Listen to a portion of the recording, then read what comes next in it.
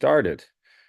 Hello, everyone, and welcome to the virtual study abroad information session for the Brown Global Summer Programs for summer 2025.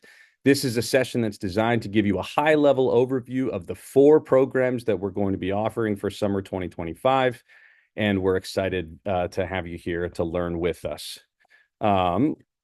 Just a couple of introductions to the folks who are going to be presenting today. My name is Chris Van Boven. I'm an assistant director of global programs. In my role, I help guide students through the admissions process, advising process for the summer program. So I'll be your sort of main point of contact throughout.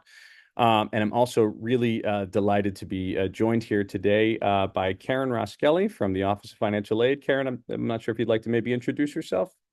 Sure. I'm one of the counselors here in the office, and I am the primary contact for those dealing with summer study programs. And study abroad, and also summer at Brown. I would be the person you might want to reach out to, although any of our counselors should be able to assist. Perfect. Thank you very much, Karen. All right. So here is a bit about what you can expect from this presentation. We're going to walk through the kind of the core features of the programs, the thing that sort of cut across programs. We'll talk about each of the 4 program locations. We're going to be kind of tracing the sort of broad strokes for each of these programs to kind of get you excited about all of them. And then we're going to be hosting in the first 2 weeks of the spring semester, detailed sort of in-depth program-specific info sessions. So this is intended, as I said, to be more of a high-level overview. We'll talk about the financing for these programs, or how the cost structure works. And then hopefully by that point, we'll have convinced you that this is how you want to spend your summer for 2025. And we'll guide you through the basic steps to submit an online application. Wonderful. Before we continue, just a bit of housekeeping. This session is being recorded, and so feel free to take whatever notes, of course, you'd like. But we will be recording and then posting this info session in its entirety to our program website, so you'll have it there for on-demand viewing afterwards. All righty. So, what exactly are the Brown Global Summer Programs? So these are, at most basic, credit-bearing, short-term Brown faculty-led study abroad programs that are delivered during the summer session, which is between mid-June and early August. In terms of the overall course length, they run anywhere from 4 to 7 weeks, so they're intensive courses. And the in-country portion of the program, the travel portion, runs anywhere from as few as 10 days up through 3 weeks total. And we've designed these, you'll notice that as we go through each of these programs, they all have kind of a common structure to them, in that the mode of delivery kind of unfolds as follows. They typically begin with a sort of a pre-travel coursework component that's usually completely asynchronous, designed to kind of give you some background readings and preparations for your in-country experience. Part 2 is that experience, the in-country travel program, lasting again anywhere from 10 days to 3 weeks. And then they typically conclude with a post-travel component that is online, a combination of asynchronous and in some instances a synchronous session, usually just one session that's coordinated across the group for a convenient time to do, say, group presentations or things along those lines. And why should you be considering this? We know that Brown students have a lot of opportunities during the summer. And so what are some of the reasons that you might be considering in terms of moving forward with applying for one of these programs? I mean, I'll lead by saying that these are simply a one-of-a-kind academic experiences. Each of the courses, as you'll see, is utterly fascinating in its own right. They typically draw in elements from multiple disciplines. So these would be fascinating courses to take even if you were just here on the Brown campus, but they happen to be, in each case, enriched with the wonderful in-country experiential learning components designed to really bring the content to life through exploration in country. One of the things that I think is really special about these particular programs is that they give you an opportunity to experience Brown faculty sort of deploying their expertise in context. It's really, really wonderful. So, I mean, obviously, we love our experience in the classroom here at Brown with Brown faculty, but getting to see them do their magic in country is just an unparalleled experience. And then as well, something that I think is really wonderful about these programs is the student cohort experience. You're traveling all throughout these countries as a group of Brown students. And so you just get to know this group of students really, really well. Strong bonds form. It's just a really wonderful, sort of lively and exciting student experience. Obviously, duration is something to consider here. A reason, kind of a benefit of these programs is if you find yourself, in terms of your program of study, or in terms of, work obligations, other commitments that you might have that make other forms of study abroad difficult for you, we've designed these for you in mind. The idea here being that we want students to be able to, keep having that job during the summer, and ultimately be able to just squeeze in the travel component through the summer. So it's designed again to where you don't have to give up your other things that you have going on. You can have this international experience in a time span that works for you and your busy schedule. And then a last thing that I'll say is that for anybody who has not had an international experience before, these are a fantastic way to get your feet wet with study abroad at Brown and in general. And in our view, they often end up serving as a really valuable stepping stone to other types of international programs. Maybe you're considering a semester program, but it's just sort of, something that you maybe haven't, considered fully, or, maybe you're intimidated at the prospect of spending a longer period of time in country. These are an awesome way to kind of get, as I said, get your feet wet with a really structured program where you have, again, you're traveling with a group the whole time with faculty guiding you through every step of the way. So a really great way to experience study abroad for the first time. All right. So with that, I'm going to dive right into a sort of, again, an overview of each of the four programs that we are excited to be offering for summer 2025. And the first that I'm going to talk about is our program in China, Chinese language, arts, and culture. So this is an incredible opportunity for students to explore Chinese culture firsthand through guided discovery of three of the four great ancient capitals of China. So Xi'an, Luoyang, and Beijing. It gives you the opportunity to examine firsthand a really wide range of cultural artifacts, historical relics, all while doing visits to dozens of sites of cultural interests, with kind of a central focus on royal court culture. So palaces, mausoleums, treasures, the feudal system, a focus on dragon imagery and vernacular culture, a look at religious iconography in terms of Buddhism and Taoism. And again, just an incredibly wide range of sites to visit on a sort of a daily schedule. Also featuring special guest lectures from local Chinese experts on certain topics of cultural interest, such as, again, the evolution of dragon imagery throughout Chinese history. The dates for this program are as follows. So again, the overall course dates run from June 23rd to July 31st. But as you're, again, planning out your schedule, the actual in-country portion of this program will run for 3 weeks from June 27th through July 22nd. And again, just a note here, and this it cuts across all programs. These dates are our best estimate for right now, but please note that strictly speaking, they are tentative and will be finalized in the spring 2025 semester. In terms of the academics, the title of this course is China, Chinese Language, Arts, and Culture. It is worth 1 Brown credit. There are no prerequisites for this course, and for that matter, for any of the courses. Again, the goal here is to sort of be able to have the widest range of students as undergraduates participate on these programs. So no prerequisites. The language of instruction is English. All classes are delivered in English. There's no expectation to have a background in Mandarin to participate. However, for students of Chinese language, this is an excellent opportunity to get some practice in country with the language. Certainly, your experiences in country will be enriched by having some background. So just a note there. The faculty leader for this program is Li Wei Jiao. He's a lecturer in East Asian Studies, and he's put together a really phenomenal program for you all here.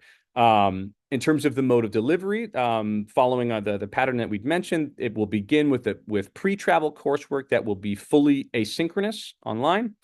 Then there's leads into the in-country program, and then in terms of post-travel coursework, it will be primarily asynchronous, but with a single Zoom session that will be coordinated at a mutually convenient time for all participants. Next, we have our program in London, which is reading and writing its past, present, and future. And so for this particular program, this course invites students to discover the rich literary, cultural, and historical context of UK's capital city. So in this course, the past, the present, and the future together are brought to life for this city by engaging with foundational texts, participating in interactive assignments, and then discovering for yourself firsthand some of the city's most important artistic, cultural, and historical institutions. And a key component of this program is that you get to engage with local experts who will be delivering guest lectures and hosting daily guided visits to a range of locations, theaters, art galleries, museums, and more. Just a smattering of the options that you'll be experiencing will be St. Paul's, the Globe Theatre, Tate Britain Museum, the Tate Modern Museum, the Imperial War Museum, the Houses of Parliament, and the Royal Court Theatre. Again, this is just a small sampling. For this program, the course dates will run from June 16th through August 1st. But the actual in-country portion of the program will be delivered from June 30th through July 18th, so a 3-week in-country portion of the program. The title for this course, as I said, is London, Reading and Writing Its Past, Present, and Future. Again, worth 1 Brown credit. No prerequisites for this, delivered in English, and designed and delivered by 2 faculty in the English department at Brown, Ravit Reichman and Jonathan Reedy, and we are thrilled to have them putting together this exciting program for you. Again, a similar mode of delivery. It'll start off with an online asynchronous component, fully asynchronous, the 3-week in-country experience, and then a fully asynchronous post-travel component. Okay, next we have Mexico City, Sex, Sports, and Urban Space. So for this program, I'll sort of lay out the basics for you. So when big international sporting events like the Olympic Games or the World Cup soccer tournament arrive in a city, let's just say big things happen, and sometimes for better or for the worse. And as the 2026 World Cup gears up to take place across 3 countries, the United States, Canada, and Mexico, this course takes a close look at the way cities and societies change with the arrival of such international sporting events. And in this case, set specifically against the backdrop of Mexico City, this course will use the World Cup as a portal to understand the social, cultural, and environmental impacts of global sporting events. And so in this really fascinating course, you're going to have the opportunity to engage directly in conversation with local community members in Mexico City about inequality, justice, and social change in the lead up to the World Cup. You will experience lectures from local experts on a wide range of themes from architecture, film, fine art, sex work, trafficking, culinary arts, and sustainable farming. You're going to visit a wide range of sites of cultural interest, including some that I've mentioned here, the Azteca Stadium, the Teotihuacan pyramids, museums, markets, etc. And our hope here is that you end up walking away with a better understanding of this sort of complicated relationship between global sports and migration, sex work, labor, displacement, and community organizing.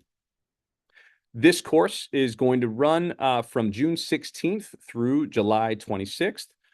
With the in-country program being delivered from June 30th to July 13th in Mexico City, a 2-week program.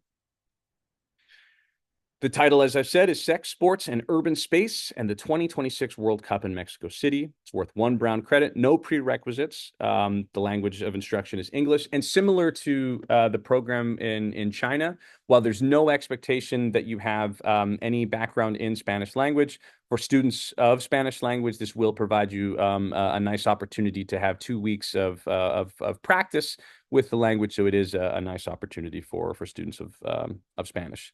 This program is co-taught by two faculty leaders, one from Brown University, Elena Shi, who's an American Studies professor, and a faculty member from the National Autonomous University of Mexico, Elise Mendoza. And this program will follow a similar pattern where there will be pre-travel coursework, primarily asynchronous, but with a Zoom session or two scheduled in advance of the in-country portion of the program, the 2-week experience in Mexico, and it will be followed up by a post-travel, completely asynchronous online component. And this brings us to our fourth and final program for summer 2025, which is South Korea, a deep dive into the energy industry. So South Korea is known the world over for its vibrant culture and its technological advancements, but it's also a leader in the energy sector. And so this course offers you all a unique opportunity to explore Korea's energy industry and its culture beyond the so-called K-wave. So by combining industry visits, cultural experiences, and academic learning, the participants on this program stand to gain an invaluable understanding of the global energy landscape, and you all will be able to prepare yourselves for the challenges and opportunities in that sector for the future. So this will give you the chance to engage directly, actually, with local experts on guided tours of prominent research and business entities in the energy sector. And as an example, some of the sites that you all will be visiting will include renewable energy villages, hydroelectric and nuclear power plants, atomic energy research institutes, and semiconductor manufacturers. And balancing those visits to these entities in the energy sector will also be some opportunities to explore some key cultural sites, from palaces, temples, street food markets, and more, and all this across 7 cities in South Korea. So very, very exciting, intensive experience. For this program, the course dates will run from June 16th through July 11th. And the in-country component will run for 10 days from June 27th through July 7th. The title for this course is Beyond the K-Wave, a deep dive into Korea's energy industry. Again, worth 1 Brown credit, no prerequisites, though it is an exciting opportunity for folks who study environmental studies. And also, again, a valuable opportunity for any folks who happen to study Korean language. This will give you a 10-day opportunity to practice your language skills. The program is designed and delivered by Soo-yeon Seo, who is an East Asian Studies lecturer. And it's been designed to have the similar sort of framework as before, a pre-travel online asynchronous coursework portion that leads into the in-country program, and that follows and then is followed by a post-travel coursework component that is online, primarily asynchronous, but with a Zoom session or two coordinated in working with everybody's schedule. Okay, so that covers the 4 programs in a nutshell that we're going to be offering for summer 2025. And with that, what I'd like to do now is to kind of give you an overview of the program cost structure and the finances. And so I'm going to talk through the various costs that form part of the program, as well as the resources available to you to fund your experience. So beginning with just the highest level overview here, the cost of attendance for these summer programs is composed of 2 basic categories of expenses. There are fees that you pay directly to Brown University, and then there are expenses that you as a student will pay out of pocket. And so just to sort of compare here, for the fees paid to Brown, these include 2 basic fees. There is the summer session tuition fee and a fee that is the global housing, meal, and activity fee. And what I want to highlight right away is that these fees that are paid to Brown University, Brown students, and we'll talk about this more in depth, these are fees for which students may be eligible to receive financial aid support from the Office of Financial Aid. So I just want to highlight that here. The other category of expenses, as I mentioned, are those that we're calling out-of-pocket expenses. And these include, most importantly, your airfare. The program fees, the tuition does not include round trip airfare, so that is a student responsibility. Some proportion of the meals in country will be an out-of-pocket expense. Passport and visa fees, if you have any of those for your program. Um, International cell phone service and spending money. These are we require students to have access to an international cell phone to be able to make and receive calls and texts, just as a security um, requirement. And then as well, I have here asterisk books and course materials, though there may be a program for students in place to be able to get some support for those.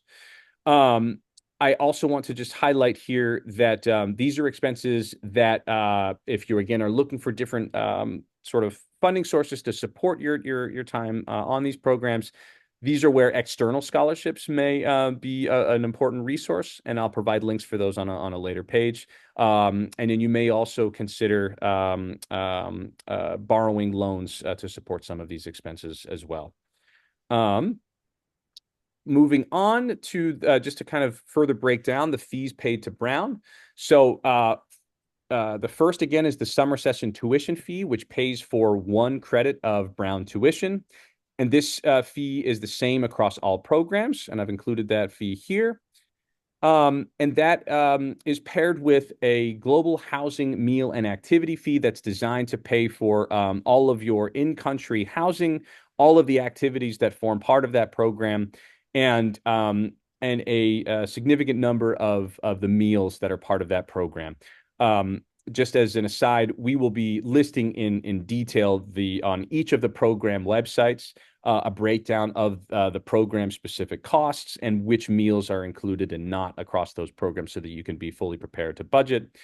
The global housing meal and activity fee varies by program, and I've included those global housing meal and activity fees for the programs here. You'll also find these, as I said, on each of the program web pages. And this is where I think it would probably be helpful for me to turn things over to Karen to chat a little bit about financial aid support from the vantage point of the Office of Financial Aid. So, Karen, all yours. Okay, so for students who are currently receiving institutional funding, university scholarship, or Frank scholarship during the academic year, you most likely will be eligible for some form of summer grant. We will be notifying students probably mid to late February as to your eligibility for summer grants, but a portion of your costs might be covered with summer grants. So just want to let you know that now, so not to totally freak out and say, I can't afford this. It might still be feasible. The summer grants are going to be based in part on your family contribution for the 24-25 academic year. So we'll be able to get that information out before you get your financial aid awards for the 25-26 year. So just to let you know that summer session tuition is a part of what you might have a portion, if not all, covered. And also possibly global housing meals and fees. We do not have final aid specifications at this point, but as I said, probably by mid to late February, we should have that available to you before you need to make any commitments. And if you have any questions about that at that point, you're welcome to reach out to us with, as to some of your options. Awesome. Karen, I want to take advantage too of the opportunity just to highlight here in terms of that timeline, late February, early March, that will line up perfectly with what we hope will be the timeline for communicating admissions decisions for these programs. We're going to be talking in a minute about the application process, and so the way that this is structured is you will receive your admissions decision to the program, And then either around the same time or shortly thereafter, you will receive notification about your eligibility, if any, for summer funding from the Office of Financial Aid.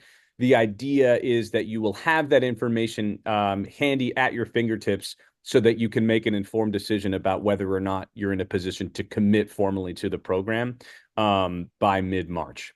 So again, just wanted to make that bit clear that you will have all the information you need to make an informed decision prior to committing to the program. Also want to take advantage and highlight that you can and definitely should consider applying to external scholarships and funding opportunities. There are a number of them out there, so this list is not intended to be exhaustive. These are just a few that are specifically targeting study abroad opportunities. And they have most of these applications open up sometime in early January. And have deadlines, again, closer to the February, March deadline. So these are ones that you owe it to yourself to submit applications for, put your name in the hat. These are useful for paying both for fees paid to Brown, as well as supporting your out-of-pocket expenses. Some other sort of considerations and action items as you're considering and preparing to sort of plan and budget for these programs. In the next week or two, we are going to be posting on each of the individual program websites some student budget sheets to really sort of carefully outline the specific out-of-pocket expenses that you can anticipate as a participant on each of the programs. And so we urge you to check back regularly on the websites and use that as a basis to start planning and saving now. Also want to urge you to submit any outstanding required financial aid documentation for the 2025-2026 academic year to ensure that your summer grants will post to your account. Karen, I'm not sure if you had anything else you'd wanted to mention along those lines. Yeah, so you'll be receiving notification. Aided students will be receiving notifications as to what the financial aid requirements are for the 25-26 year. The reason that your aid won't post, your summer grant won't post until you've completed all of that information is that summer is considered to be a header for the 25-26 academic year. So your information won't post until we have everything that we need for aid purposes. But as I mentioned, the determination of aid we will be able to get out earlier because it is going to be based on your eligibility for aid for the 24-25 year. One thing, and I don't know if we're covering this lower, I did want to mention a couple of other things. One is if you did qualify for books through the BCMS program during the academic year. If you're an aided student who was eligible for that, where you could charge your books to your account and then the charges were then covered. You would also be eligible for that for summer session. So that's why it had a little bit of an asterisk on the possible out-of-pocket costs. And the other thing is when it comes to cost, you just need to realize that, yes, airfare and personal expenses, you are definitely going to have those funds available. So if you don't have those funds, you may want to consider borrowing loans come spring to utilize those funds for summer session because summer session, these programs are only considered half-time. Less than half-time. You are not eligible to borrow any federal loans during the summer session. So if you are going to need any funding, you might want to reach out to financial aid at some point to see if you have any eligibility remaining in the 24-25 academic year. And you would want to do that probably in February, March of this year, maybe April, but before the end of May, because once the loan period is over, you cannot borrow over the summer. Perfect. Thank you so much. So Yeah, I'm sorry, I'm getting a little mixed up here. So if you've got questions about options for loans or funding, as I said, we'll be sending emails out end of March, end of February, beginning of March. But if you want to discuss loan options as to just getting a heads up on what you may be able to borrow or your parents may be able to borrow in the spring, you can reach out to me. Awesome. Thank you, Karen. Okay, so at this point, my hope is that we will have gotten you all excited about these programs. You're already figuring out which of the four options is going to be your top choice, and now it's time to get ready to submit an application. So I've sort of gestured to this earlier, but just to make a finer point here in terms of eligibility, we've really tried to design these to cater to the broadest swath of the undergraduate population as possible. So no prerequisites. We invite undergraduate students from all class years. I do have just the one exception there is just that if you are a senior, the only folks who are eligible to participate are those who will not yet have graduated by summer 2025. So if you have continuing on for a fall semester, then you would be eligible to participate. Concentrations, again, undergraduate students from all concentrations, including those who are undeclared. So that's a key difference from semester study abroad. You do not have to have declared a concentration in order to participate and be eligible to participate on these programs. We especially welcome applications from first-year students. This is a great opportunity, as I've mentioned, to get your feet wet with study abroad. If you're considering semester study abroad and you're not sure about it, doing a global summer program between your first and second year as a Brown student is a perfect way to explore that. And let's see here. We have designed the application form to be as straightforward and hopefully as painless as possible. You will submit an online application. It consists of a basic sort of background information form and 3 short response questions designed to help us get to know you a little bit better and to understand your interest in participating in the particular program of your choice. We will be reviewing applications on a rolling basis, and so we encourage applicants to submit their materials right away. The applications are open. The deadlines for summer 2025 are as follows. So for first consideration, we urge you to apply by the preferred deadline of February 1st. But we will accept applications through the final application deadline of March 1st. There are a couple of different ways you can access the online application. Probably the most straightforward way would be to visit the individual program webpage where you'll have, apply now buttons all over the place. That will lead you directly to the program brochure and the application portal for that specific program. Alternatively, you can just log in to the Brown Study Abroad application portal in general, search by term, or search by program names, and you have those names here below. As I had mentioned as well, this is not the last opportunity that you'll have to learn about these programs. We're going to be hosting dedicated sort of program-specific info sessions that are going to really walk through the key details for each program. These are going to be facilitated by the faculty members themselves who are delivering these programs. I've included these here, as a save the date, but we're going to be, we'll have events at Brown's posts, and we'll be advertising these on the program web pages as well. But just wanted to give you a heads up that those are coming down the pike. In terms of next steps, we encourage you to reach out with any and all questions. I will serve as sort of your primary point of contact for most questions. If you have advising questions you want to learn about, and any aspect of the program, you can reach out to me. Should you have questions about summer financial aid, you're encouraged to reach out to Karen. Again, check back on our program websites regularly. We will be posting updates as the programs continue to have their itineraries finalized and so forth. And so that brings us to the end of the formal part of the presentation. So I'm going to go ahead and stop recording here, and we'll open things up to an open-ended Q&A.